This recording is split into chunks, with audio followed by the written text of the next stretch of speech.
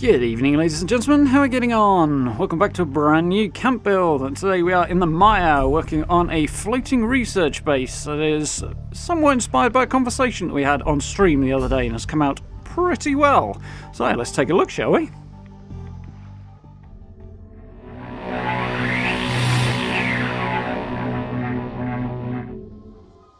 Okay, so chilling out on the edge of the base, pretty pleased with how this has come together. A nice little spot here. You can see we're over on the eastern side of the map, in the northeastern corner of the Maya. It's Thunder Mountain Power Plant, Abby's Bunker, and the Red Rocket Megastop, and we're way over from Atlas Observatory there, so a little off the beaten path, but it's a reasonably quiet area to hang out, so there's always that. So, as you can see, we've got the camp unit there right on the tip of the boat that is floating in the water here. It's a little bit of persuasion required to get it to drop on there, but it will go. Unfortunately, we can't place it on the lake bed, so we need something to drop it on. So you've got a foundation in as a starting point here. And this went reasonably easily under the water. It's on an actual rise in the ground there, sort of over towards the stern of the boat, just to give you an idea where we're positioned. Yeah, the bottom of the lake bed is not exactly level here, so I've gone for one of the higher points and lifted that foundation up as high as it will go. The key point there is that the issue with placing things in water, a lot of the time anyway, seems to be the surface of the water. Once you're far enough below the actual surface, most things will seem to work. There are exceptions, but in this case we are okay. So we've got a staircase snapped onto the foundation, and we'll get the floors onto the staircase. So this actually worked reasonably well. You can see we're barely above the surface of the water here. If we're any lower, then the game would refuse to let me put anything down because it's in the water. I already can't put an extra staircase on. Not that I want to, but I couldn't if I did. This has got us just above the surface of the water, which is nice. So there's a few things that are a bit awkward about it, but for the most part this comes out quite well. So we're going to use the greenhouse domes that have been in the game for a little over a year at this point for the main part of this build. And we're also going to use the new greenhouse pieces that came with a recent season as well, just to add a little bit more to it. So the domes require a 3x3 base. There's actually a version that does have a concrete foundation attached to it already, but for this build we want the one without foundation. So we need a 3x3 effectively. Anyway, we've sort of got 2 by plus 2 halves, but 3x3 floor there. So we've got space to drop the dome on the top. And before we put that in, we're going to extend the floor out and get the basic lower level in place so we can see what we're working with, make sure everything fits, and have something to stand on, which is kind of important when you're putting these domes in. If you haven't got anything to stand on, they basically won't cooperate. You need to be on the same level. So we're on to our first little snag here. We are over towards the edge of the build area here, just because the positioning of the boat unfortunately gets slightly in the way. So small build required, but as you can see this corner is sticking outside the build area, so I can't actually get a floor in there. There we go. So we're going to have to whip all of this back out again and make a slight adjustment. So we'll drop down under the water and tweak the position of this foundation so that the camp's going to sort of run closer to the middle of the build area and doesn't stick over the edge there. Should do it. Pro tip, by the way, if you're going to build in a location like this, make sure you've got a hazmat suit on because you'll pick up quite a lot of rads otherwise. And be aware that you're going to drown if you're not paying attention to what you're doing as well. You can wind up spending too long underwater. The character started protesting quite loudly at one stage. So always worth keeping that in mind. So, with the floor back in place, we can start putting the domes in. So one big issue that I am having here, as you can see, is with anything underneath the dome, I'm not able to place it down. It, for some reason, thinks there's a collision issue. So we'll drop back underneath the water, attach a couple of extra foundations on the side here, and shift those stairs. Useful tip for this one, because we're using half floors rather, make sure that the stairs snap onto the middle of a floor piece rather than across the join between two, which happened on my first attempt, as if it's across the join it won't actually provide support even though they will snap in, so something to bear in mind. But with the initial staircase out of the way, we can now get this dome into place. So the goal here has been to put that entrance underwater and have it a little bit off centre inside the dome. I want it towards the back so I've got a bit of room to work with, which is why we're using the half floors on this. But you can see that's gone in nicely. I can now snap the glass walls over the entrance, and the doors will actually line up quite nicely with a little bit of fine-tuning required, which is always good. So I'll have a little look at the floor here. You can actually use the planks as a guide for where you need the door frame to be. There's actually on the right there, the fifth one in, I think it is a little bit thicker than the other planks, which makes it a lot easier to see where you need to be. We're a little bit too far forward here, so I have to nudge this dome back a bit. You can see it wants to jump forward a fair bit. There we go. We should be able to get the door back in now. Still a little bit of adjustment required. I think the problem was more that I was holding the door too close to me there. See, it does want to jump around a bit. You need to move it by walking rather than by actually moving the object. Otherwise it'll fly all over the place. There we go. Let's try again. Snapped in okay. We're still a little bit off centre though. I mean, not a big deal, but seeing as we're here, let's get it right. Got a slight tweak later. Much smoother. And it'll sit very, very close to it as well, which is really cool. You can basically have it look like a solid structure, which is nice. So, before we put the stairs back in, I'm going to get the railings on, because I won't be able to do it afterwards. We'll drop our vault staircase back in.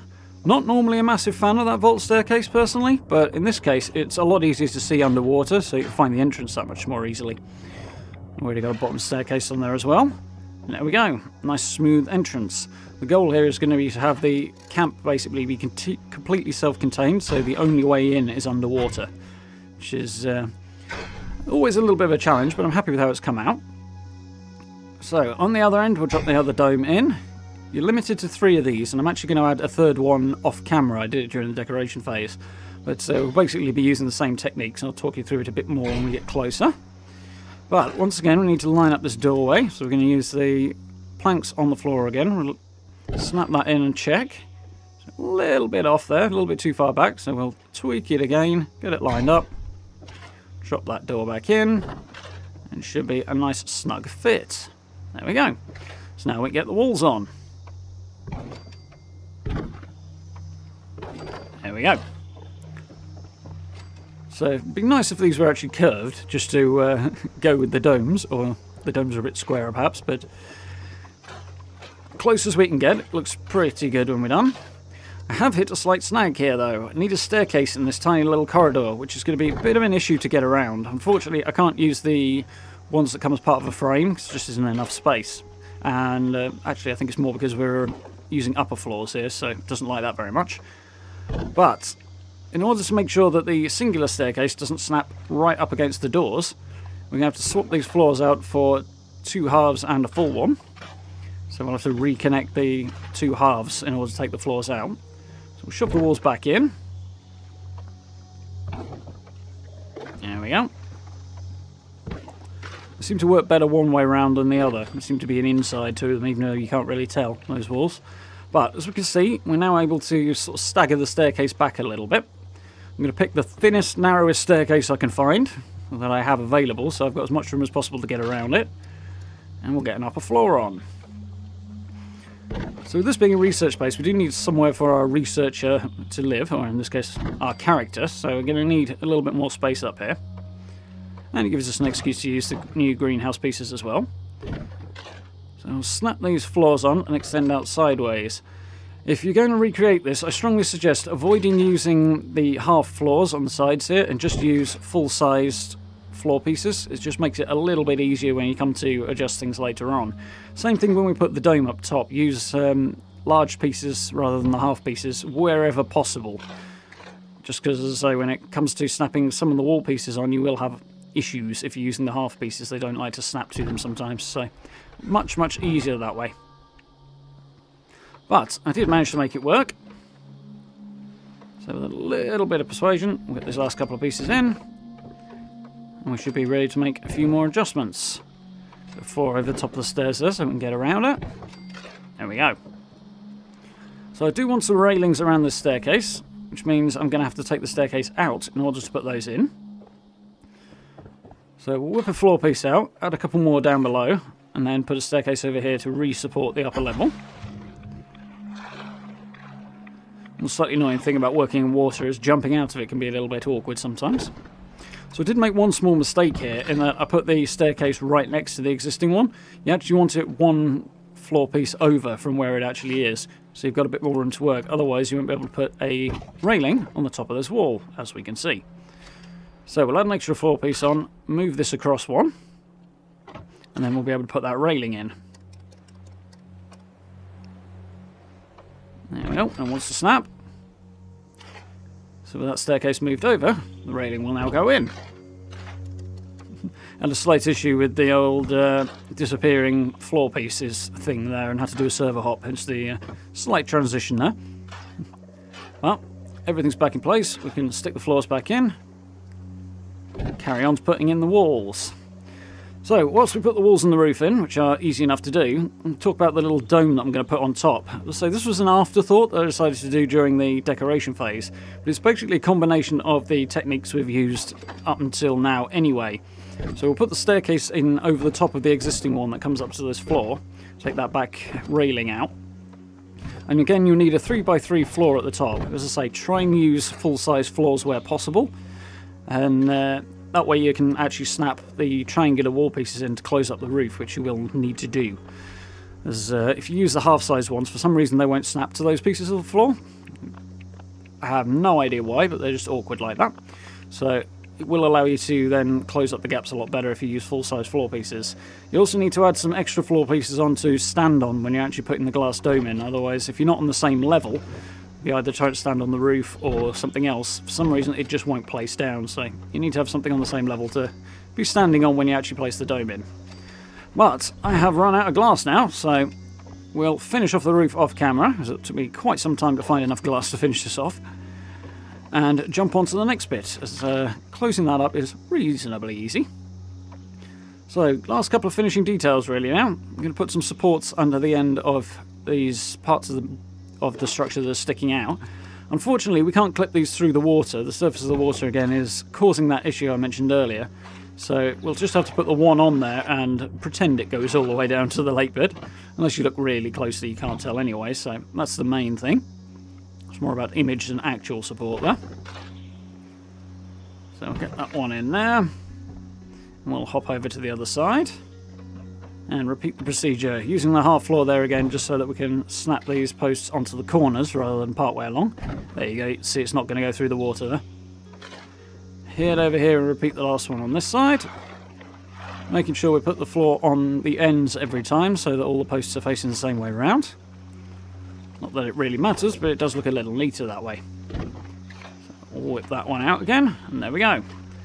Little odd thing I noticed there, when it rains, for some reason, the effect of the rain hitting the water appears to be a little higher up than the surface of the water, so it actually makes it look like the floor's under the water, which is kind of cool, kind of odd. If we were a little higher up with the floors, it wouldn't actually have that effect, but they are as high as they will go right now. So the last thing I'm doing here is, just for this one dome, I'm going to cut the corners off a little bit, because, you know, square floor, circular dome, and that should make the thing a little neater. On the other side, I'll change the floor textures, so I won't do it on that one. But for this one, it should look a little bit tidier. So let's have a look at the tour. There we go. So, you see I've got a little bit of floor sticking out there that was an unfortunate necessity to stop there being gaps underneath the dome. The door is a bit unfortunate at the top there. Unfortunately, as I say, I want it self-contained and I haven't got anything off the end of that dome. So it's a locked door with some furniture in front of it instead. But otherwise, pretty darn happy with how this came out. Slightly sad that the dome sticks out a bit further there, but unfortunately not much we can do about that. But it does look like a decent floating research base, I think. I'm quite happy with it. Decoration bringing it to life as usual. Take a little swim around the outside. You can see what I was talking about before there with the floors on this end. I've had to stick with larger floors that stick out further, just because if I want to change the textures, I can't use the small ones. Unfortunately, we don't have alternate textures for those yet. Please, please, Bethesda, extend all those different textures out to the small pieces. That would be nice. Slight bit of clipping going on with the plants there, which is somewhat unavoidable and slightly annoying, but it's either that or have them stick out far too far into the room inside, but what can we do? It looks pretty cool. A nice little bit of light for it as well. And back round to the entrance. Before we go in, one other thing I do want to show you is where the power is for this place. So I've used the water wheels that were in the atomic shop a few weeks ago, and I have no doubt will make a reappearance, and just drop these on the bottom of the lake, as they are apparently willing to go down there. The only generators actually will, but if you want them out of sight, that works quite well. I was able to get one of the water purifiers down here as well. Quite happy about that. We'll head up inside. Some slight chunks of Yaoguai there, as unfortunately my camp did get attacked just before I recorded this walkthrough. There we go, looking nice and colourful in here, I do like it. Yeah, the camp did get attacked, but I think Yaogwai at the very least, and presumably some other creatures as well, don't have swimming mechanics, as it got stuck down there and ended up drowning, so can't complain too much about that. Makes the base a whole lot easier to defend. But we have a nice little area out front for the player vending, which is probably going to confuse no end of people, but there's a couple of signs out there to kind of point people towards the entrance as well. But I did want to keep the hidden entrance. Fortunately, that wire is, for some reason, floating there, which I think is just the servers being in need of a reset. Have a little look around our crafting space. We've got the Symptomatic in here as well, and a little bathroom as well, as I was struggling for somewhere to put one of those. Well, everything we need to craft in here. Plenty of decoration just dropped in as well. For practical reasons, I would probably not put the Brotherhood sign in the middle, but the big open space didn't look that great, so I wanted to put something there. Hence the little structure we've got in the middle there. It does make it a bit awkward to move around though. So I've pushed those two plants just at the bottom of the stairs here as far into the corners as I possibly can so that we can get through the gaps, because it's a bit of a tight squeeze there, but we can just about get by. A couple of extra generators there because I did need a little bit more power. Up to our living room chill out area on the top. A couple of bits and pieces here from the Hunter's cabin pack that was in the Atomic Shop a few weeks ago. Got a few plushies and the like just to spruce the place up a little bit. Nice little space to hang out, enjoy the views, enjoy a fire. Quite homely. Again, bathrooms and living spaces in this quite small camp were a bit of a challenge, so I think we managed to integrate them reasonably well. So have a little look at the extra dome I added on the top floor. Let's see, the setup's basically the same as with the others. We've gone for more of a research space here, crammed as many plants in as I can. Got the chemistry station there. I added the brewing stations around the other side because they look suitably researchy as well. There we go, a bit of furniture behind the door just to block it off a bit. Slightly unfortunate there that we haven't got a version of the dome without the door, but I guess we can't expect Bethesda to think of every single eventuality. Really like the lighting on this set of brewing stations here. Just something about the Maya's yellowish lighting does reflect quite well off the yellowish coppery metal on the brewing station. It looks quite cool. So we'll swing back downstairs a little bit and have a look around our kitchen area.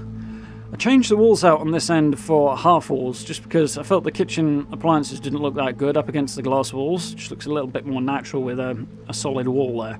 So not quite perfect. In hindsight, I should probably have metal walls on there rather than the wooden ones, but from the inside it looks alright. Drop Beckett's bar in, because why not? Good bit of furniture in there. And there we have it. One floating research space that wasn't too bad to put together, actually.